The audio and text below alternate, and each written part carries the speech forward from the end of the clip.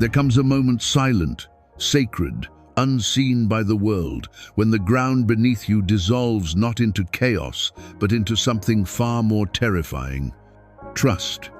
Not the timid kind that whispers hopeful prayers into the dark. No. This is the kind of trust that stands in the eye of the storm and says, I do not need to see the shore to know I will reach it. This is the ancient secret whispered by mystics, embodied by poets, and lived by those who have stared into the abyss and smiled.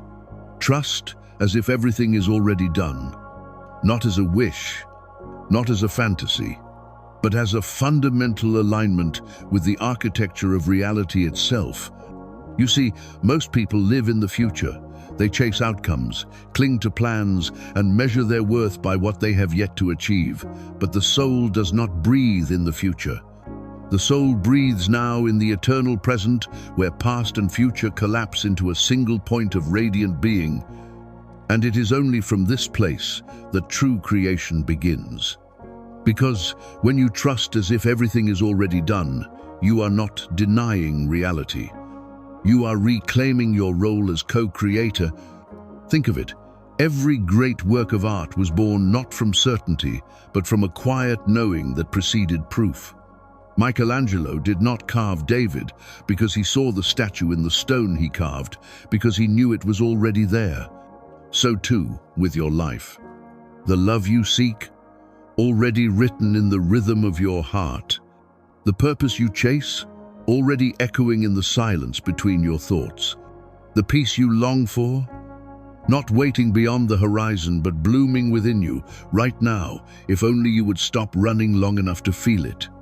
Yet the world trains you to doubt, to calculate, to control. It tells you that trust is weakness, that surrender is defeat, that to believe before you see is foolishness. But the wise know better. Carl Jung understood. The psyche is not a machine to be fixed, but a cosmos to be explored. And within that inner universe, faith is not belief in an outcome, it is fidelity to the process. When you trust as if everything is already done, you step out of linear time. You enter the realm of synchronicity, where meaning replaces coincidence and grace replaces struggle. Doors open not because you kick them down, but because you walk toward them with open hands. This is not passive waiting. This is active surrender. It is planting seeds in the dark soil of uncertainty, not because you've seen the harvest, but because you honor the law of growth. It is speaking your truth even when no one listens, because you know that truth, once spoken, alters the fabric of reality. And yes, there will be nights when the wind howls through the cracks in your resolve, nights when the silence feels like abandonment, when the path vanishes beneath your feet. But even then, especially then, remember this: the universe does not operate on human timelines. It operates on soul time, a rhythm deeper than clocks, older than stars.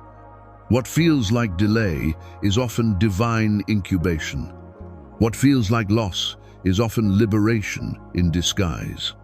What feels like death is often the womb of rebirth. And the moment you stop demanding signs is the moment the signs begin to multiply. Because trust is magnetic. It doesn't beg for miracles, it becomes the field in which miracles grow. Imagine waking each morning not with a list of problems to solve, but with a quiet certainty that the solution is already unfolding. Imagine moving through your day not as a soldier at war with fate, but as a dancer in harmony with destiny.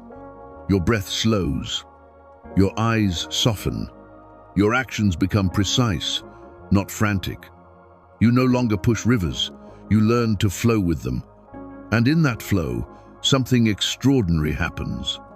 You become a vessel, not for your ego's ambitions, but for the intelligence that has been guiding you all along, the same intelligence that spins galaxies, heals wounds, and turns caterpillars into wings. This is the paradox. The more you release the need to control, the more life conspires in your favor. Not because you earned it, but because you remembered who you are. You are not a separate fragment begging for scraps of grace. You are a living expression of the whole, and the whole does not fail. So when fear rises, and it will do not fight it, greet it like an old friend who means well but speaks in outdated tongues. Look it in the eye and say, "I hear you, but I choose to trust," as if everything is already done. And then keep walking, not faster, not harder, but truer. With every step, you affirm the unseen. With every breath, you water the invisible garden of your becoming. And one day, perhaps quietly, without fanfare, you will look back and realize the mountain you thought you were climbing was already beneath your feet. The love you sought was loving you all along. The purpose you chased was chasing you. And everything was already done. Not in the sense that nothing remains to be lived, but in the sense that the story was always whole. You were never lost. You were only remembering. So now, as this moment fades into the next, carry this truth like a lantern in your chest. You are held. You are guided. You are already home. And if these words stirred something deep within you, if they echoed a knowing you've carried but rarely voiced, then don't let this moment pass in silence. Take one small act of courage. Leave a comment below, not for me, but for the version of you that needed to hear this today. Say, "I trust," or "I'm remembering," or simply, "Thank you." Because in a world that rewards noise, choosing to speak your truth, even in 3 words, is a revolution. And if you haven't yet, subscribe, not for more content, but for more moments like this. Spaces where the soul can breathe, the mind can rest, and the heart can remember its infinite nature. Hit the bell so you never miss a return to yourself. And above all, keep trusting, not because the path is clear, but because you are the light that walks it. Everything is already done. Now, live as if you know it.